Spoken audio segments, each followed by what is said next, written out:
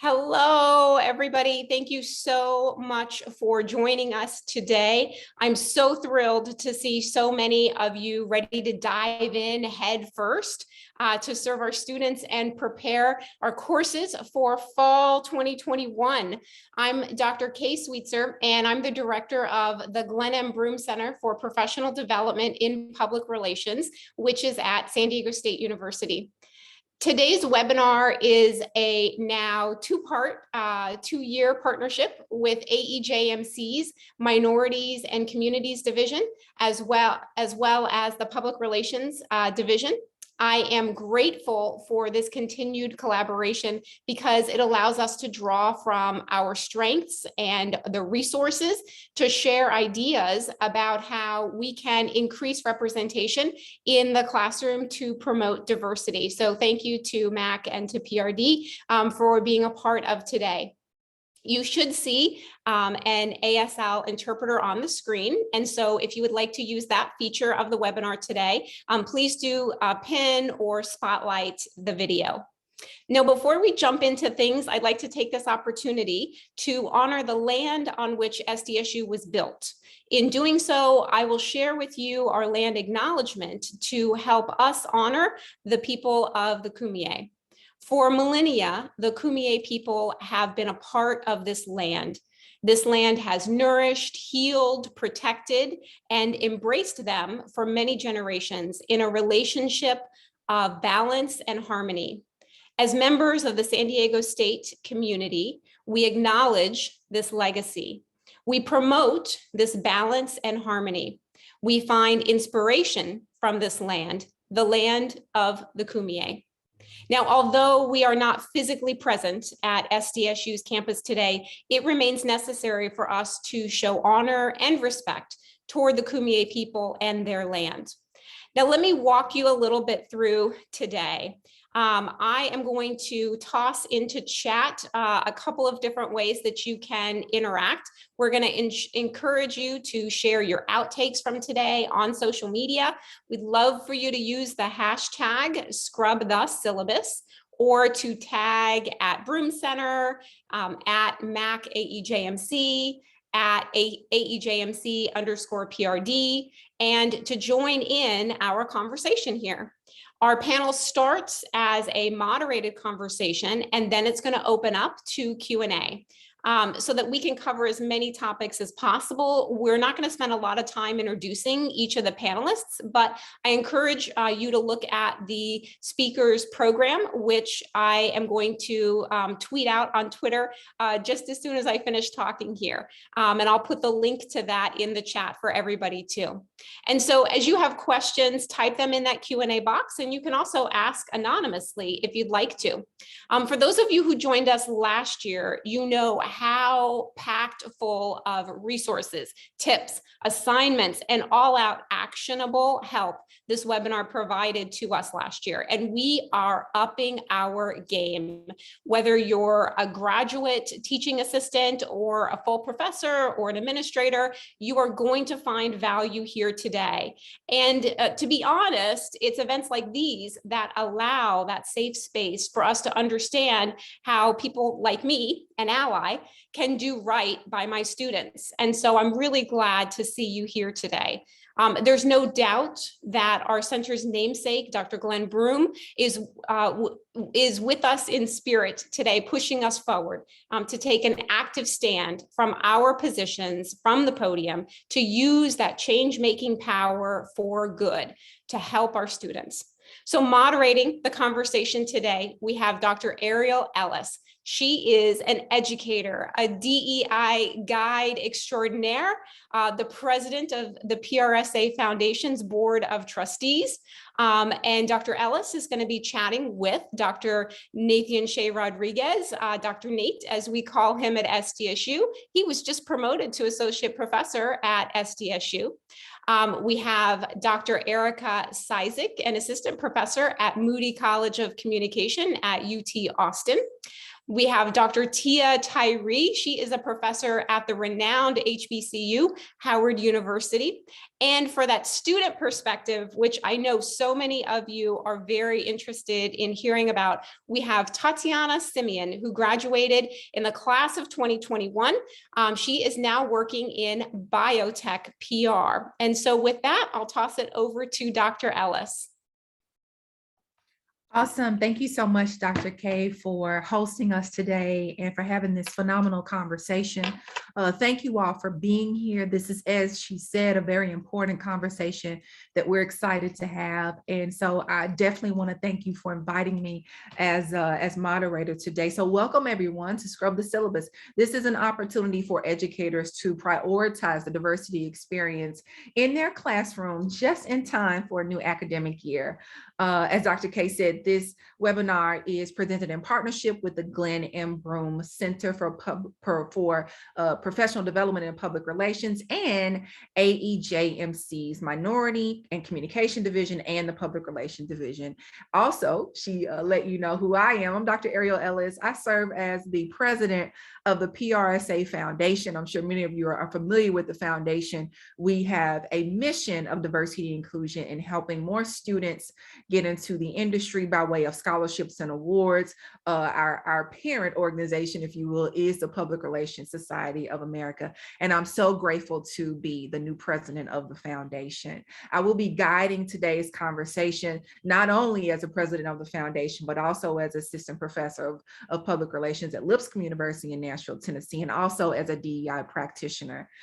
So grateful to be having this conversation. And really, we're going to dig deep into asking the panelists for their perspectives and also their expertise and experiences around this topic. So thank you, Dr. K, for the invitation and for orchestrating today's event. And we're going to allow our panelists, of course, to jump right in. You know, thank you for those of you who are gracing us with your attendance today. We want to thank you for being here. But before you decide to reuse last year's syllabus, we want to center a discussion on how you can approach the new school year with new ideas around diversity and inclusion and even equity. And what we really want to get down to the bottom of today, you all, is sharing actionable tips that you can immediately integrate into the work that you do in the classroom. I have 2 graduate courses this semester in our new graduate program at Lipscomb University in Public Relations and Advertising, and I'm excited to even learn from this experience. So we're going to jump right in, and I've let our panelists know how we're going to flow, and that's literally what we're going to do today is flow. And as Dr. K said, in the spirit of diversity, we've ensured that there are accommodations for the hearing impaired. So we're grateful for our interpreter who's with us today. You've briefly met our panelists. Please tweet, please use a hashtag, and we're going to jump right into the conversation. You know, I want to prioritize today's conversation and starting the conversation with hearing a student perspective. We are grateful to have a recent graduate, a May 2021 graduate, Totyana, today. And she's going to share, I'd like to open up the conversation with her sharing a little bit about her experience and let this rich expertise that our professors have to surround her, what she shares today. So Totyana, you're a recent grad of the San Diego State University, a Hispanic serving institution, which we use as the acronym HSI. And the organization or the institution is on an international border. And you've experienced this scrub the syllabus concept firsthand. So as a recent grad, want to hear from you, what's been your experience, or what was your experience, if you will, being a student of color, Black female student who experienced what it was like being in a classroom where the syllabus was pretty standard, and then ultimately being in a situation where, wow, there's been some changes in my classroom. There's been some opportunities to be able to talk about how diverse voices are incorporated and included, and the recognition of your presence in the classroom. Give us a before and after. Thank you very much. I would absolutely love to. And before I start, I just want to state that everything I'm going to talk about is going to be with the Black experience, because that's what I know best. So I'm not going to be able to speak to everyone, but I know what I know about Black experience. So I'm glad I'll be able to share that today. But scrubbing your syllabus, so important. And I'm really glad that I was able to go through that. I think some people, some POCs may not even realize how much they're missing out on in school, diversity-wise, just because, you know, we start early, not necessarily getting everything that we should be getting. I mean, I remember being in high school, even like history books don't even want to call slavery slavery. They call it Western expansion. You go to English classes, you're reading books where you had people fighting to keep, what was it, Tom Sawyer in classes, N-word every other page, but we don't want to, you know, fight for having Black authors reading a storyline that has a Black leader. And I think that really has a big impact on people. And then you get to college where it's supposed to be more diverse, you're learning more, you're opening up your world. But when you get to it, a lot of us tend to see that there's not that much changes. When you get to your syllabus, your professors, you don't really see that representation.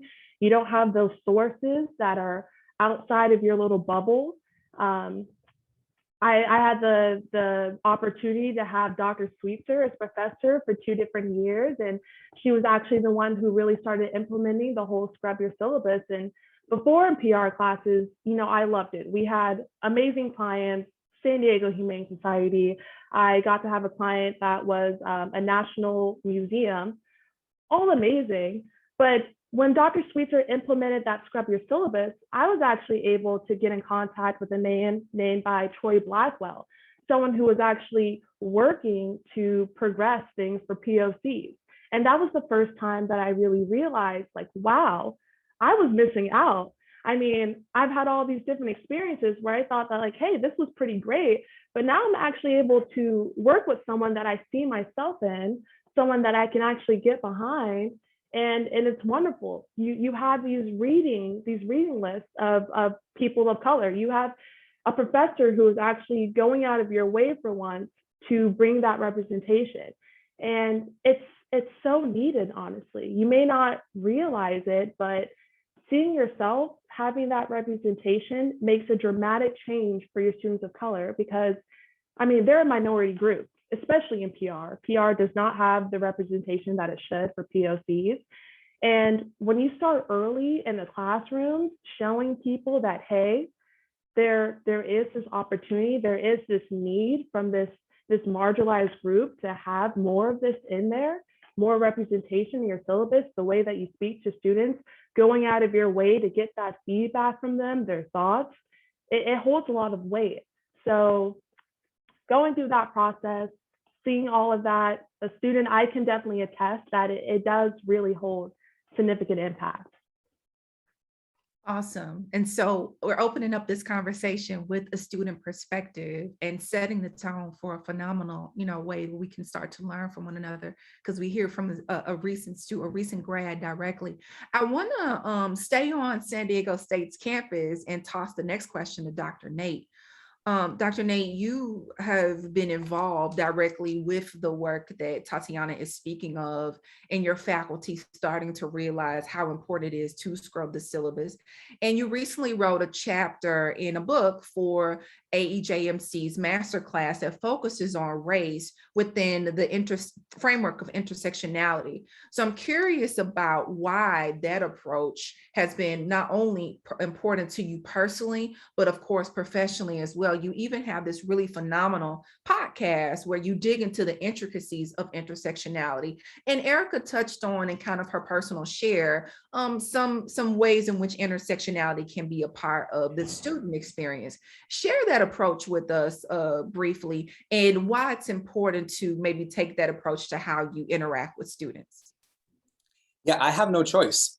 So for me, I am intersectional all the time. I'm gay, I'm brown, I'm first gen, and I'm here on a campus, you know, that is an HSI, but we really don't see a lot of representation for Latinx, especially those that are queer in general. As I was going through, you know, my academic journey, I did not see anybody like me out there. So which might sound cliche, but you hear a lot of people of color and women and queer people say this, is I wanted to be that symbol, that person, right, that I didn't have, that I needed back when I was younger. And so that's where I come from. I also don't know how to operate outside of that. Like my research, my service, my teaching, all of that is intertwined with my experiences. I teach from my lived experiences, and I feel like I know that part of that intersectionality of what I've gone through, you know, the different experiences I have as a queer person, but also as a brown person.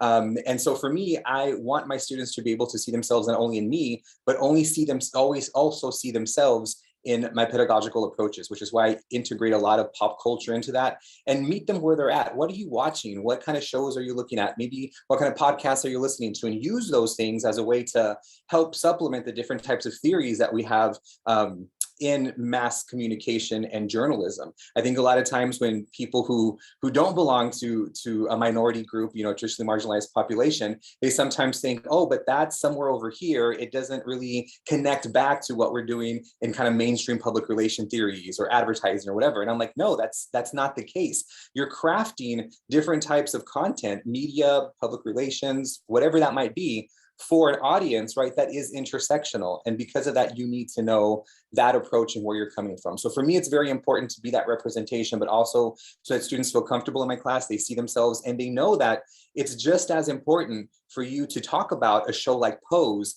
than it is to talk about some, you know, 16th century white author who came up with a theory so long ago that may or may not apply to today's mediated or social landscape. That's phenomenal, Dr. Nay. You made me kind of think about, it's a perfect segue into the next question about teaching philosophy. Dr. Erica, you have centered your teaching philosophy on, and I quote, teaching and service are closely tied to commitments of advocacy and social change. So advocacy and social change are critical to your approach in the classroom. And quite frankly, you know, when you think about advocacy and social change, we're in the midst of a lot of that right now, and the need for that right now. And that's a lot for a professor to try to accomplish it within a 16-week semester. So talk to us about some of the fundamentals, if you will, about advocacy and social change, and kind of walk us through your teaching approach. Sure. Yeah, thanks. And I think a lot, you know, of my perspective, and just to build on what Dr. Nate said, you know, I like Nate, you know, teach from my lived experiences, and for me, the personal is the political, right? It is the pedagogical is the scholarly, right? All of those things are intertwined. And so when I show up to class, I think one of the fundamentals I bring to the first day into every session is a sense of humanity and realness. I am transparent in, you know, my pedagogical goals, as well as some of the personal aspects, just as a way to humanize myself.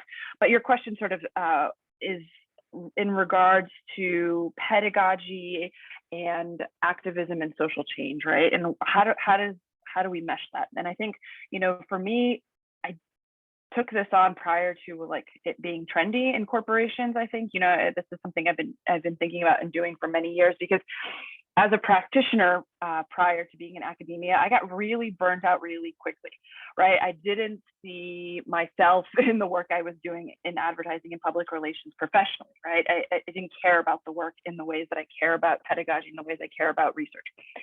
So I try to bring that into my class. And what does that sort of look like, right? From a tangible perspective, it means students in the sort of contemporary moment are feeling energized and empowered and are wanting to ride a wave of social change, right? In my experience.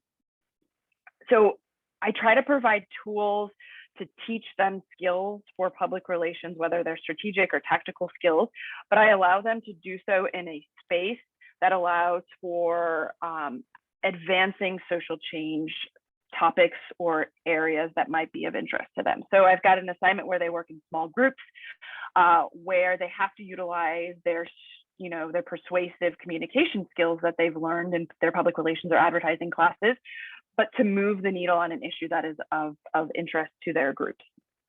So that's one example. Or another assignment, students have to identify a campaign that is of trouble to them, right? Whether the representations are problematic, whether the product itself is problematic, the methods of persuasion are problematic, whatever it is, students have to identify it and then come up with a solution, right? So for me, it's about identifying an issue, but also about figuring out how to turn that into an actionable recommendation, right? Because that's often what we're tasked with our clients in the profession itself, but it's also getting students to harness their energy and put those energies into spaces where they can, be more active participants in their civic engagement as well as their pedagogical spaces. Thank you so much, Dr. Erica. You said something specific around the times that we're in engagement and things of that nature. And Dr. Tia, you're at Howard University. HBCUs have risen to prominence and are being championed in ways that they frankly should have been for a long time now. I say that as a HBCU grad myself. And so I'm curious to know, I mean, you are at Howard University. They've been in the news recently, or you all have been in the news recently for recruiting two prominent scholar practitioners to your journalism program, Nicole Hannah-Jones and Ta-Nehisi Coates. And so overall, as you think about some of the elements, in the classroom that HBCUs have been needing to and using and taking that approach for a very long time, what's your perspective on where we are now? And perhaps what can our PWIs, predominantly white institutions, perhaps learn from our HBCUs when it comes to scrubbing the syllabus and making it more applicable to the student population? Sure. First and foremost, congratulations, Ms. Totyana, on graduating. Second thing I would say is Totyana's first 1 minute of her conversation about missing out is the reason why most students go to HBCUs. It's this idea of this educational experience that frankly does not treat African-American students well, usually from primary all the way up until high school, and then they're needing and wanting more.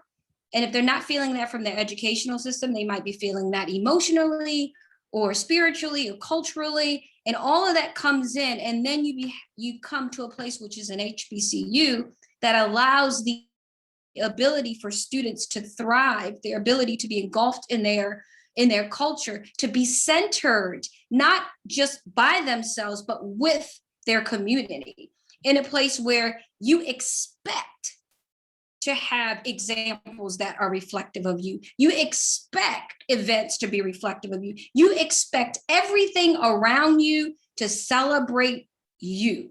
And that is the difference between an HBCU and a PWI. If you're at a PWI, you are surprised and shocked and elated when something centers on you. And that's the difference. And so at an HBCU, we have the ability, in my humble opinion, to be more authentically you when you are African-American, or even when you are people who may not be in the dominant culture, because our culture says we know the experience of being less than. So when you're here, you are equal or you are more than, and you are celebrated. So with that said, I would like to say a few just general comments about understanding, bringing diverse ideas, because I know that many of you are waiting to pull out your pencil or your pen or your notes. So here it is. What I would say to you is we can't always think, as soon as I just said we need to celebrate our Blackness 24/7, we can't always think that diversity is just about making sure that we're talking about Black and brown people or sexuality, which often bubbles to the top. You know, someone who, like me, who's an associate dean, who's younger than most people, ageism is a possibility or a problem. Ability, there's issues with socioeconomics, there's issues with gender. There's always something that if you're uncomfortable, and I know some universities, it's very uncomfortable to bring in concepts of race. It's very uncomfortable to bring in concepts of sexuality. So don't. Focus on another issue of diversity that some people may, or more people may be more inclined to comment on or work on. The other thing I think we need to know is that when we're dealing with scrubbing the syllabus, you have to know that you should be a student of your students. And I will repeat that. To be a student of your students, you have to know them. You have to understand what clicks in their minds. For me, I am definitely like Dr. Nate. I have no desire to do a historical reference. Zero. So everything I use is pop culture. Everything I use is definitely what's trending, because I know my students are paying attention to those things. So if I can make them click using that which is more relevant to them, that's what I'm going to do. So for me, it's always been about who am I teaching first, right? I can't understand every single one of them, but as a collective, if I am committed to understanding them, I can do a better job at teaching them. And that's really what I think scrubbing the syllabus should be for us as instructors, not what makes you comfortable. You get outside of your comfort zone too, and figuring out what really will make sense to your students. I love that, Dr. Tia. And so I want to go back to you as we start to talk about actual assignments. When it comes to some of the work that you've done, you've actually published some really great research on hip hop and rap and TV and film, things of that nature, as it relates to, you know, how it connects to the work of in journalism, as well as African-American and female representations in media. So we're curious about if you could share how you take these topics and make it applicable to the actual assignments that you give to your students. I hear that you do an online advocacy assignment, you have a rap assignment. Give us some examples of how you weave all that together. So again, understanding and knowing what makes, and I used to teach millennials. How about that? They're gone, right? Now we're teaching Gen Zs. So there was a point where I felt very comfortable, you know, telling a student to come in with a piece of paper and let's work, let's discuss, right? I'm raising Gen Zs, they don't want that. They are tied to their phones. They are tied to electronics. And unless you are actually making a point to have them removed from that, you're better off having them use that. So for me, they love going out, making videos. Well, let's use the video platforms. You love going on Reddit and all of these discussion boards, and you want to laugh and joke and see who can outwit someone else. Well, great. Let's talk about using a discussion board. You want to go out and tweet things, and you want to do viral videos. Okay, we're going to tie the assignment to that. So a big part of what I do in teaching is saying, I know what you like. I know what you listen to. I know what you watch. I know what's important. So now I'm going to try to take the tools and technologies that are comfortable with you, and then add the pedagogy, and then add the skills to that assignment. So really it's starting always with what outcomes, course outcomes, right? What classroom objectives do I have? But then right after I get to the baseline of I have to teach you how to do this electronic press release, I'm going to start thinking very critically about what topics I'm going to ask you to write about, and what media am I expecting to go into that, because that's where I know I can make the change. So yes, I have research on thoughts. I have research on rap. I have research on Black newspapers. That's secondary as always to the skill I'm trying to teach. Awesome, very rich. Thank you so much, Dr. Tia. Dr. Nate, I want to point a very similar question to you. Again, I shared earlier that you've done some significant work around intersectionality, and that you're at a Hispanic serving institution. And in addition to your research, you've been able to create courses that are based around icons in culture, such as rapper Cardi B and the legendary singer Selena. So if you would kind of give us a more of a perspective around how you incorporate those experiences, how you incorporate culture to really give some additional experiences for students around race and gender and sexuality and intersectionality, as Dr. Tia talked about, and maybe give us an example of an assignment or two. Yeah, thank you. And I'm about to go run after this and look up all of these research that Dr. Tia has done, because it's right up what I do. But pop culture, yes, I call it pop culture pedagogy. I've written about it in a couple of chapters, and it's everything that Dr. Tia just said, right? Looking at your course outcomes, using pop culture to build those pragmatic bridges with theory. But when you think about pop culture icons, I was doing the same thing as Dr. Tia was, by using these pop culture examples in classes like media and sexuality, media and identity. And I thought, you know what, there's a whole class that can be built around this. And being at an HSI, particularly in our department, the students that were Latinx did not see themselves reflected in any of the classes. So I thought we need a class that talks about media, but also Latinx identity. And I thought someone like Selena is a great pop culture anchor for you to be able to look at and compare and contrast, right? What's happening in the socio-political area of the borderlands, because I'm in San Diego. But look at what's happening now, but also back when she was, at the top of her fame in the 1990s, what was happening with Clinton and the militarization of the border. There's a lot of parallels that can be drawn, but also what was happening in the media. So some of the assignments I do in that class is like creating audiotopias, finding songs from the past and from different cultures, and how we use those as a way to remember our culture, but also implementing current sociologies. I use a lot of joteria theory, which is really looking at kind of this mestizo consciousness being more than just American, more than just Mexican, but also indigenous identity. Colonization is a big part of that as well too. And students will look at different types of memes online and find out how joteria is being manifested in these different memes, and people are talking about their identities that way too. In the Cardi B class, that was for an honors course, and Cardi B is phenomenal. I mean, say what you want about her or the music she does, but she is in tune with politics and pop culture, and people are listening to her, and people see themselves in her because they're like, I don't understand what's happening politically either. Talk to me at my level, not up here at this political, jargon. And she was able to interview President Biden, Bernie Sanders. I mean, she was in the midst of all of that. So we can use her as a way to talk about politics and culture and how we use media to understand that, right? Digital literacy, but also, right, her singing about specific issues of gender in rap, things that men have traditionally been able to sing and get away with, but when a woman sings it, not the same. So we look at different rap songs, but not just rap. We look at reggaeton, we look at country songs, we look at rock songs, because that's also present there as well too. So those are just a couple of examples that we use, but I find that students will connect with that because that's where they're at, as Dr. Tia said, but they're also using that as a way to kind of think about more critically the media that they're engaging with, and it starts to click in their head, wait,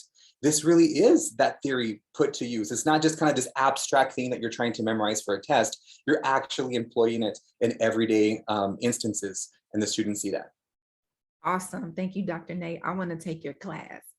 Dr. Eric, I'm curious from your perspective, working at a PWI, predominantly white institution. I too am at a PWI. I've been there for 10 years at Lipscomb University, and as one of very few African-American professors, and I often do not have a student of color in my classroom. I'll go the whole school year, and that is not my reality, but I'm teaching these topics and subjects because, as Dr. Nate said, it's a must, right? And so I'm curious from your perspective, also someone who has experienced intersectionality and lives it personally. I'm curious from your perspective, how do you see your role as someone who is at a PWI? And again, you may have to share with us exactly how, like what the racial and diversity kind of representation and demographic makeup of your classroom looks like, so we can have a real view of that. But give some of your perspectives around the role and responsibility of teaching these issues at a PWI, and what are some of the assignments that you've used to make it come to life? Thank you. I appreciate your question, and it also made me, and I appreciate Dr. Tia's student of your student comment, because I quickly sent over a message to our former chair and asked for our student demographic makeups for the coming year, because I think it's very important and it's not a practice I've done before. So thank you for that. I've just sort of taken an informal inventory. So your question about being at a PWI, which, for me, I then went online and Googled what the racial ethnic demographic breakup, just to give you a sense. I'm at the University of Texas at Austin, which is the flagship university of the state. And just a brief breakdown: 40% white, 22% Hispanic, 20% Asian, 3.5% Black. So I just wanted to get a sense of sort of the numbers that we were working with. And that's at the university at large, not at the College of Communication, and not within the School of Advertising or Public Relations. So there are some more nuances there. For me, I think a lot of the work I do has to do with self-reflection and acknowledgement of one's own identities and privileges, and maybe obstacles for maybe identity-based obstacles that one might be facing. But for me, it's really about, and I teach large lecture classes, I should also note that. So I teach a required course, 4 majors, that's law and ethics. So for me, it's really about, I use the word queering, but it's challenging sort of the normative ways in which that particular course is taught. But I use that as an opportunity for students to rethink the histories that they've been taught about law in public relations, for example, law and advertising, and I draw upon various examples throughout history that aren't necessarily the ones that they have been exposed to, using different campaigns. I'm reading this book that I highly encourage folks, if you're looking for a book. It's called Plucked. It's sort of the history of hair removal, which is like, oh, that's a very strange topic to be reading about, Ciszek. Like, what's that? But it talks about the racial, ethnic, classed, and gendered ways in which hair removal and have been linked to advertising and public relations campaigns as well, right? So there's a very interesting sort of thing. So I'm planning on using some of those examples to talk about, let's look at the transformation of Gillette, for example. They were one of the, if not the original sort of inventor of razors, and that's linked to very racial and class and gendered ways of power and hierarchy, right? So for me, it's about an acknowledgement of history and bringing it to the contemporary. Now, how are we seeing this played out in contemporary campaigns and examples? How can we challenge that? Where are there fallacies in sort of the logic? If we look at an organization that's put out, for example, a Pride campaign in June, right, for LGBTQ Pride Month. But if you look at their supply chain, they're sourcing their materials for some of these products in countries that have criminalized homosexuality. So there's a fault here, right? Or an inconsistency, right? So drawing attention to sort of the more nuanced and more complicated sort of areas of production that go into the representations. It's insufficient to sort of look at the representations, but it's important to sort of dig deeper and look at those processes. Does that answer your question, or did I leave sort of some areas? Absolutely. Yeah, Okay, you plugged it together perfectly. And I want to hear from Totyana again, because the professors have really kind of shared, their perspectives around what works and what's important and how to integrate things. And so I want to hear from you as a student too, Totyana, on that, because I shared a little bit as I was tossing it to Dr. Erica, that from my perspective as a Black female educator, as a younger Black female educator, as a millennial, right? I often have encountered in my experience that, when I have a classroom, generally profiled as majority white, a decent mix gender-wise, conservative. Most times I would say cisgender, I guess, for the most part. Every once in a while, I have students who are open and out. And so there's sometimes some resistance, right, to talk about these things, to diversify when I try to diversify the content, right, in the classroom. So I'm curious, from a student perspective, what have you seen with your fellow, what did you see rather with your fellow students? Were there students who were resistant to this change? And how did you see your professors who were really scrubbing the syllabus, who had scrubbed the syllabus, how did you see them navigating that process? Thank you. I think you bring up a really great point. I think with times now, professors, teachers, it can be a little intimidating bringing up subjects such as race, just like Dr. Tyree was saying. It can be intimidating to talk about something that you don't really know too much about yourself. But you have to think about it. You have these students at these universities, probably coming away from home, growing up.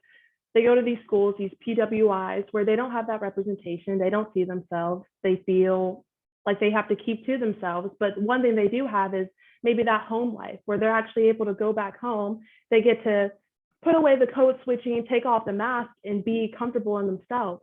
But then when they're going away to college, they don't have that home front anymore. They don't have that safe space. They're going from having family members who understand them, relate to them, they can be themselves with, to now being in a dorm where you don't see yourself, you don't see friends like yourself. And now you're going to these classrooms where you look around and guess what? You're noticing, hey, I'm the only Black person here. I'm the only whatever here. And that can be really intimidating.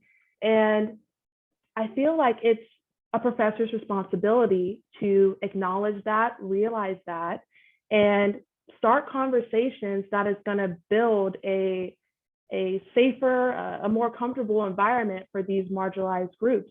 And you're going to have that resistance. I know personally, nothing makes me more nervous than being the only Black girl in a room and race gets brought up, because now I feel like I'm the spokesperson. I'm the one who's going to have to represent the entire Black community and whatever I'm saying. Everyone's going to be looking to me. Everyone wants to get my opinion. So sometimes it can be just as nerve-wracking for your students as it is for you to bring up difficult conversations, but difficult conversations have to be had, because guess what? When you create that classroom that has that safe space, your students are going to open up. Your students are going to feel more comfortable speaking to things such as that. And, you don't always have to have all the answers. It is 1000% okay to acknowledge that, hey, I don't really know much about this. I'm looking to hear from you. And you don't have to put your Black student on the spotlight. You don't have to single them out. You could do something as simple as, I found something online. Let's get together, let's read this, and let's share our thoughts. Opening up the floor, so not to single someone out, not to put pressure, but to build that type of safe space that I was talking about. And I've spoke with classmates before, and it honestly makes a difference. Just because you don't hear from your students of color saying that, like, hey, I'm really glad you brought this up. Hey, I'm really glad that we have this POC client, just like Dr. Sweetser brought in Troy Blackwell. I was always very vocal with her about how happy I was to have someone like that in that space, to represent someone who was promoting advocacy in the workforce. It doesn't mean that it's not having an impact if you don't hear it. And just because you're not hearing that feedback doesn't mean that that's something you should slow down on. I've talked with plenty of my classmates in that particular semester, and it's had an impact, whether Dr. Sweetser heard it or not. So I guess my biggest thing is always go out of your way, even if it's for a small group, to build that representation, to build that comfort level with them, because it's going to have a huge impact. I mean, I hope that answers your question. It absolutely answers the question, because it's personal for you and it was your direct experience. So thank you so much. And you made me think about another question that I'm gonna reroute from my script here. And I want to ask the doctors on the panel, what are the absolute do's and don'ts of scrubbing the syllabus, right? What's on the syllabus or what has been on the syllabus that should no longer be on the syllabus, if there's anything of the sort? And as we look to make sure that the syllabus is not only balanced, but is innovative and it speaks to the time, what is a must-have? So basically, what needs to go, and what do we need to make sure is on the syllabus? And I'll toss that to all three of you and just give your feedback. I can do it fast. Archaic language, anything that is, when we're talking to women in a group as guys, right? And I've seen stuff like that on syllabus. So what I would really say is looking at the language you're using, making sure your language is inclusive. So I use the word student, student, student, student, not him, her, she, student, right? So any language that is archaic, that is offensive, that needs to go. What should be on the syllabus is topics that any faculty member can actually speak about. So don't put something about gender and sexuality on your syllabus because you think that's what you should talk about, but when that day comes, you don't really have the tools in your personal toolbox to have the conversation, right? Don't think I should talk about race because of George Floyd, but when that day comes, you're not personally equipped to do it. So I welcome any scrubbing of the syllabus that brings in diverse ideas and concepts and assignments, but if you're personally not equipped to do it, rethink the selection. Don't delete the diversity. Rethink the diverse selection you've decided to bring into the classroom. Awesome. Dr. Erica? Sure, and I love that you call me Dr. Erica. It's endearing, I love it. So for me, I think my dues are more philosophical. And so I've been thinking a lot about and doing some of my own sort of personal, psychological or, spiritual kind of digging. And, some of the things, through my research and through my teaching, the gaps are widening between those most marginalized and those with power, privilege, and access, right? And so for me, some of the things that, if you're sort of asking us to consider the things that are sort of floating to the top when we're rethinking and rewriting our syllabi, are philosophical concepts that we can sort of build around. So for example, transparency. Okay, I have many students over the past year who have struggled with mental health. And so recognizing that and being transparent in the communications that we have with students, that also sort of translates into being more accommodating of students. I think as educators, we are able to both be, to sort of have an expectation of high quality work, but in a way that is accommodating to the pandemic needs of our students. Okay, so for me, radical transparency, recognizing that like, hey, yeah, like things are really crappy right now, maybe, in terms of physical health or mental health, right? So that, for example, was like telling my students that a family member of mine had contracted COVID, right? So I was going to need their compassion. So I find that humanizing myself is very effective in connecting emotionally with my students in a way that also results in higher quality work. The second thing I think about is autonomy. Okay, how can we make our students more, or provide them more agencies so that they can be more autonomous in their learning? Okay, so sometimes this is disheartening for students because at the University of Texas, we have a reputation for admitting like the top 10% of each graduating class. I believe that's still the number. It might have changed to the top 8% or top 6%, whatever it is, right? So these are high achieving valedictorians of their high school. And so this is really disheartening to them when they are told like, this is an open-ended assignment, pick something that is of interest.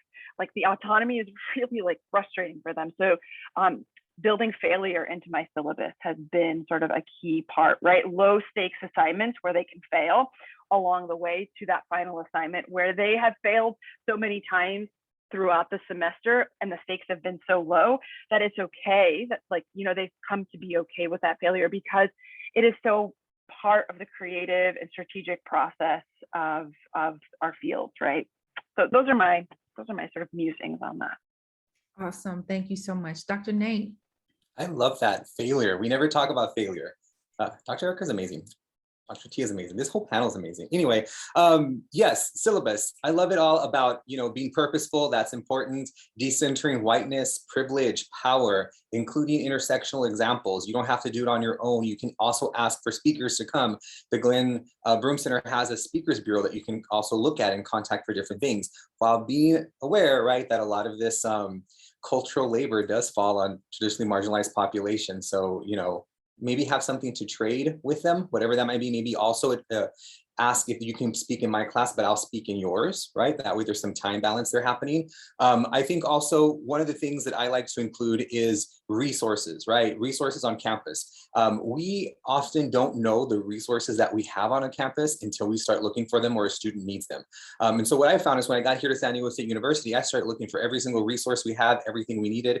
Every semester I'd have a student who needed something different, I'd go find that resource and put them there in the syllabus. It makes the syllabus a little bit long, but what I have found is that some students aren't comfortable talking to me about certain issues or anyone a certain issue. So at least they have an aggregated list of everywhere to go instead of having to go and search on these different websites. You've have university websites yourselves, you've searched them before, they get kind of crazy and convoluted. So I feel having those resources on things that some people might consider taboo, right? But you know that students need to talk about those things. I think is also very important for individuals that I've encountered in terms of instructors and professors who are white or who are cisgender or who are heterosexual and aren't comfortable speaking about, right, these things, or they feel like maybe they're not, they shouldn't be speaking about them. They don't have that kind of, you know, clout, or not clout, but there's a word I'm looking for that I can't find, but they don't have it, right? And so people might use those resources as a way to put on their syllabus because they don't feel talking about it face to face or in person is comfortable for them as the instructor either. So I feel like resources are a huge, huge thing. Awesome. Thank you all.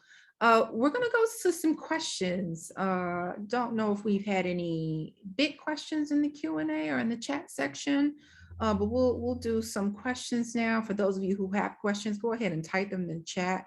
And we'll try to do as much as we can in the next 8 minutes, or actually 6 or so minutes, to answer any of your questions. I think, you know, while you put your question in the chat, I'll share that, you know, what I've noticed, especially when it comes to the subject matter, is that even as I center my Blackness and my womanness and all the things, right? I don't have all the answers either to any of this, right? And so I am very intentional around making sure that I have people who represent the experience to supplement in the classroom in those areas where I don't, right? I may have an external experience, I may have a viewpoint, I may have some type of cultural connection, but if I am not the expert, I try not to speak to the thing. I want to give folks, I want to amplify the voices of the people who have that direct experience, and then they can supplement. And so it means, as Dr. Nate said, bringing in subject matter experts. It means asking other professors in the field to come in and share. It means identifying those places on your calendar, on your syllabus, where you can plug in those folks, even if it's just for a 20-30 minute, you know, quick lecture, right? Or like a mini workshop. That is very, very important. And what does that mean for many professors? It means you need to broaden your network. You need to know who the people are, so you know that they have expertise and they can speak to your students in ways that stick with those students, where it's a salient conversation, right? And the experience is something that they'll always remember. I think it's also important too, as we think about the PR industry being around 80 to 90% white and around 70% female. However, 70% of those women are not in leadership, and salary wise, there's about a 20% gap, right, in between who makes what as it relates to equity. We realize that our classroom, in many ways, unfortunately, is still mirroring what happens in the industry, right? That the diversity in the classroom is ending up looking just like our industry. And we have this long-standing industry issue. And so what I think is really important for us to pay attention to as well is the idea of, as we come into the classroom, no matter what industry you're in, but as you come into the classroom, if you start with the facts, right? If you're starting with the facts of the day, starting with the facts of the time, starting with the facts of the cultural events and the happenings and the details of what's happening in your industry, in your field, start there, and you can create a narrative for your syllabus. You can create a schedule, if you will, around the assignments and the topics that need to happen. It was mentioned earlier, but from all of our panelists, that relevancy of what is happening now is so important. We have a question in the Q&A section here. It says, how do you advise handling real-time teaching moments that weren't on the syllabus? This is a great question. Or somebody hold on to that piece. How do you handle real-time teachable moments that weren't on the syllabus? We had a lot of that in the past couple of years, especially last year, and even this year too, this spring. And then I think the second part of this question is, how are you adding and revising the syllabus to leave room for real-time topics and any new resources or any resources that might be available to you? And do you have any stories of how this played out for you? Any of our doctors on the panel want to jump in on that one? I have one. It's a bit emotional, so I'll try to take my time. In the middle of George Floyd, it was the height of George Floyd, and we were teaching online. And it was a long class. I did 3 hours online, very long. So I would always tell the students, okay, I would look at we'll be back at 12:30, be back, get your water, whatever. And so when I came back, the students had beat me back to the class, and they were speaking to themselves about the George Floyd issues. A couple of them had protested, and they were very emotional in what was Totyana talking about a safe space, and I'll try to quicken. And I knew that I needed to let them have that moment. I needed to let that be. And so I let them talk as long as I could. And then I came in and gave the mom advice. I came in and gave the teacher advice. I came in and gave the racial understanding that was necessary. I came in and gave them the Black man, Black boy perspective that I could get from raising and living with Black boys and Black men. So I did all of that, but I had to let that moment breathe. I knew it was important for them. So I understand tangents can be toxic if you get away from your agenda for the day, but there are moments in teaching that I think taking the time to explore, taking the time to let a student express themselves is just something that they will forever remember. So I think a tangent, if that's what we want to couch all of these under, can be a beautiful thing if you manage it in the classroom. Awesome. Dr. Erica, Dr. Nate, current events, real time, what do you do? So I think that your syllabus should be iterative. I think it should be what I call a living syllabus. It should be something that you add to and take away as things go. And if the past few years have taught us anything, is that we need to be flexible, we need to be adaptable. What I do in my syllabus too is I always leave a week in the middle just for what's going on for people to catch up work. But this semester, what I'm doing differently is I'm leaving a week at the very beginning. I heard people talking on Twitter about this transition week, right? Students haven't been in classrooms for a long, long time. So I left the first week an actual transition week, and then I left a middle week in the middle for a potential pivot type of week in case we have to go back online. But what this also does is it gives me flexibility to still keep what's on my syllabus, but I can also move things around and have an extra week if I need to respond to something in real time that's happening, not just in the social political world, but also in pop culture, because to me that's also very important and to our students as well. So I like this idea of building in buffers, and it might be something I could do in an elective course. But when I have this large lecture class that some of you guys may be tasked with teaching, a required large lecture class, you've got to work through these materials. For me, I'm also a parent. And so sometimes I bring my parent hat to my pedagogy, such that I build in reflective assignments so my students can sit with their emotions and be able to articulate them. And I can't let everyone raise their hand in a Zoom call and contribute, but I can create, so, if we're thinking about sort of the virtual classroom, I can create breakout rooms where students have a prompt, and then I cold call them when we come back, so they never know who's going to be called on. So everyone's got something prepared. I do a free write. I often do free write. I was an English undergrad, and so for me, like, creative writing was always an element of sort of working through some of the cerebral stuff that wasn't sort of making sense to me, right? So I draw from some of these elementary school tricks and tips that I see my own kid working through, and sometimes returning to the basics is a way for us to make sense of things that might feel like they're really sort of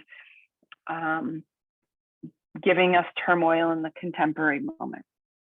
So I don't see them as tangents. I see them as sort of like moments for like oh shoot, like we really need to reflect on this, and like we don't have the space to hear everyone's perspective, but we can like think through this. And I highly recommend, if your university has a teaching center, teaching resource center, I have had phenomenal conversations with those folks. Those are treasure trove of individuals who are really devoted to rethinking some of the technological challenges, some of the pedagogical stuff that maybe we haven't had the training in.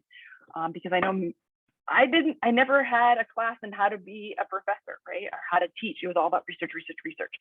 So I sort of look to the experts, right? Awesome, thank you. Totyana, you had something to add, and then we'll wrap up. I'll toss it back to Dr. K. I did want to leave some closing comments to professors and to students.